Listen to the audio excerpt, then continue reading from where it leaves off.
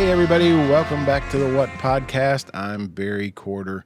You will notice that missing this week are Brad and Lord Taco. Brad is, of course, busy out running around who knows where with his new best friend Bill Murray, and Lord Taco is, I'm sure, somewhere, probably on his bus, on Twitch, saving yet another blue-haired princess. This is sort of the in-between time or the downtime or the quiet time, whatever you want to call it in the festival season. There are fall festivals going on, of course, but most of the big ones are over for 2022, and they will gear back up sometime in December, January, February when they announce lineups, and we will be there for that. But until then, we thought it might be fun to go back and maybe put together some short shows, much shorter shows, from clips of our earlier shows. We've been doing this now since 2018, if you can believe it. Today, for example, I've got two clips from Ashley Capps. He's the AC Entertainment, and he's the co-founder of the Bonnaroo Music and Arts Festival. He joined Brad and I back, like I said, in 2018. This first clip, he discusses the importance, what we think is the importance of Bonnaroo when it came online in 2022.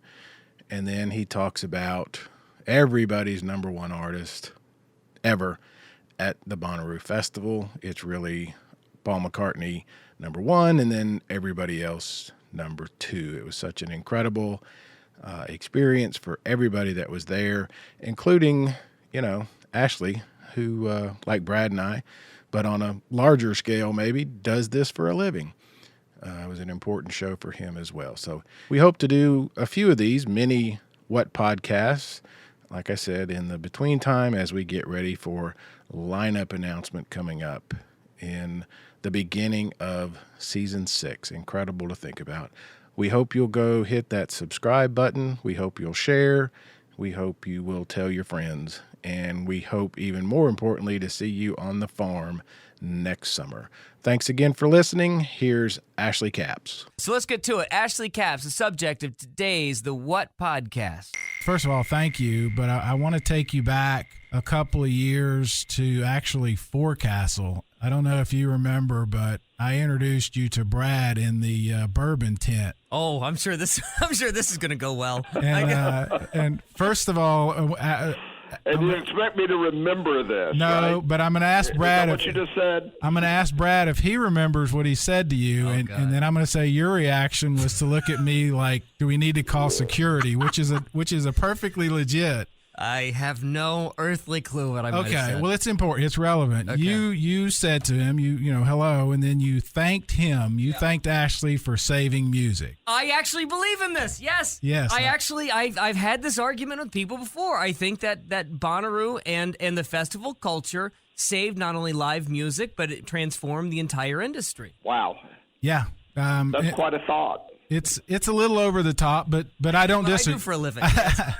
I don't disagree with him, because I remember, and this is where I wanted to start with you, Ashley, is I remember thinking after about the second one that this is why I got into writing about music in the first place. It re-energized me, and I think that was Brad's point. Do you hear that ever from anywhere else, Ashley, and what are your thoughts on that? I think I hear that in, expressed in different ways, and I've never thought of it in quite those terms, but I think in some ways it's true for me as well, because in those days, I think we were, as a promoter, as a concert promoter, and as a music fan, I think it was a moment where we were kind of looking for a way forward, and trying to break the mold of the standard concert presentation that was going on, and looking for new ways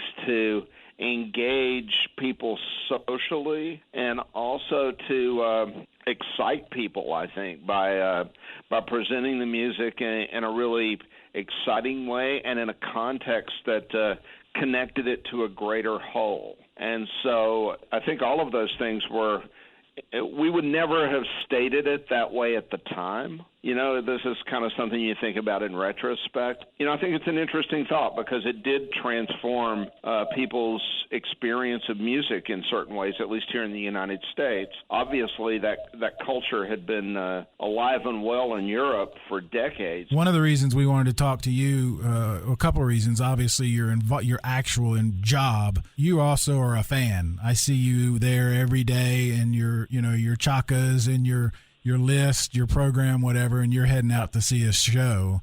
Well, apparently not if there's a bourbon tent. Well, that was Forecastle. He was on his way, but I wanted to ask you about... I thought the bourbon tent at Forecastle was one of the headliners. Yeah, it is, honestly. It's awesome. There's a couple of things. I saw you last year at Angelique Kidjo, probably, I don't know, a couple hundred people, but the McCartney thing, you and I spoke the next day for quite a while, and that was such a moment for so many people. But I remember hearing from you that was, as a fan, just like for me, that was a huge moment. Those types of things that can happen at Bonnaroo, the big and the small. Absolutely. To me, scale is not necessarily a factor. It's that ability of an artist to connect with you as a member of the audience. Angelique Kidjo is an amazing performer, and that was I'd been hoping to present her at Bonnaroo for years, so it was wonderful to be able to finally do it, and that was such a great show. At the same time, even though he was in front of a huge audience, Paul McCartney had this just extraordinary gift to make you feel like he was just playing for you and your friends. Yeah. There was such a in spite of the scale of the whole experience, it was very intimate, in a way that it kind of sounds crazy.